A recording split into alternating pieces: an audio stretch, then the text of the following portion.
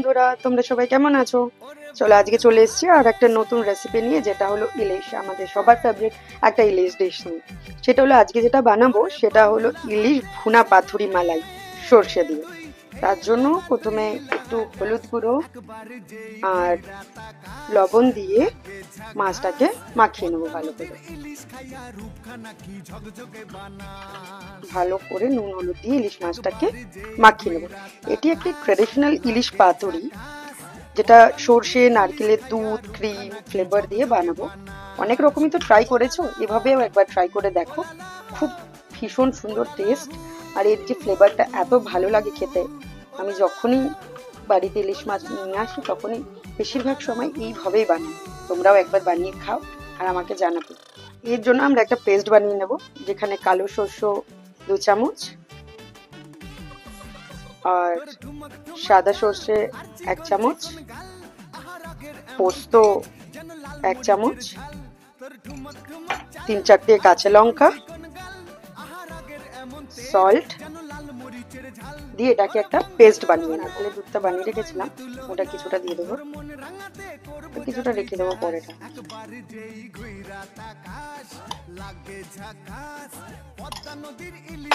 সাথে কিছুটা নারকেল কুড়িয়ে সেটা দিয়ে দেবো,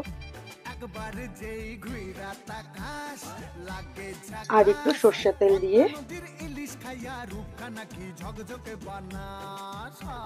ভালো করে এটাকে মেখে নেব। দেখো মিক্সচারটা এরকম মাখার পর এরকম হয়ে গেছে। যেহেতু আমি নুন আর হলুদটা আগেই মাখিয়ে রেখেছিলাম, তাই আর নুন হলুদ দিইনি, যেহেতু আমাদের পেস্টের মধ্যে একটু নুন লাগানো ছিল। এবার এটা আমরা কড়াইতে বসিয়ে দেব। এবার এই লাউ পাতাটার মধ্যে একটা করে মাছ দিয়ে দেবো, একটু মশলা দিয়ে দেবো,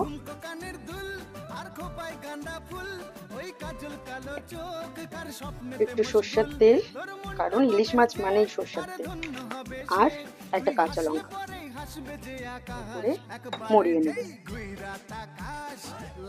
দেখো এইভাবে এই দুটোকে এইভাবে বানিয়ে সুতোর দ্বারাই এটাকে ভালো করে আটকে নেব। এবার হালকা তেলটা গরম হয়ে গেলে এগুলোকে হালকা করে ছেড়ে দেব,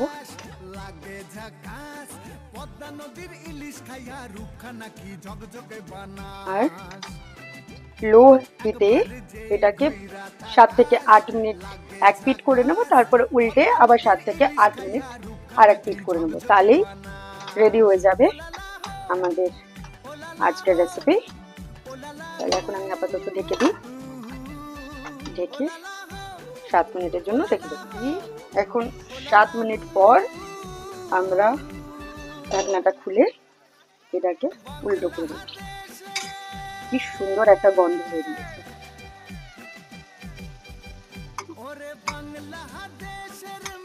দেখো অনেকটা নরম হয়ে গেছে, বোঝা যাচ্ছে যে মাছটা অলমোস্ট হতেই চলেছে। এভাবে উল্টো করে আবার 7-8 মিনিটের জন্য রেখে দেব। 7-8 মিনিট পর ঢাকনাটা উঠিয়ে দেখি, ভীষণ সুন্দর একটা স্মেল বেরিয়েছে। আর দেখো একদম গোল্ডেন গোল্ডেন কালারের হয়ে গেছে। দুটো পিঠই একদম ভালো করে হয়ে গেছে। ঠিক এই সময়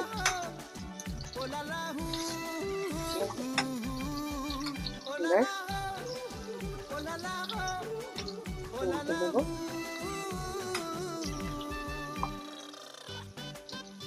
এবার গ্যাসটাকে বন্ধ করে এটাকে সার্ভ করে নেব।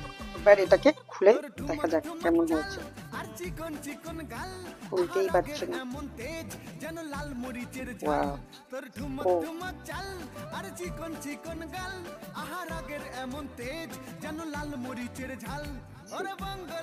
কত টেস্টি তৈরি হয়েছে। এটা গরম গরম ভাতে ভীষণ ভালো লাগবে। একবার তোমরা ট্রাই করো, করে আমাকে জানিও। আজকের জন্য একবার যেই ঘুইরা তাকাস লাগে ঝাকা।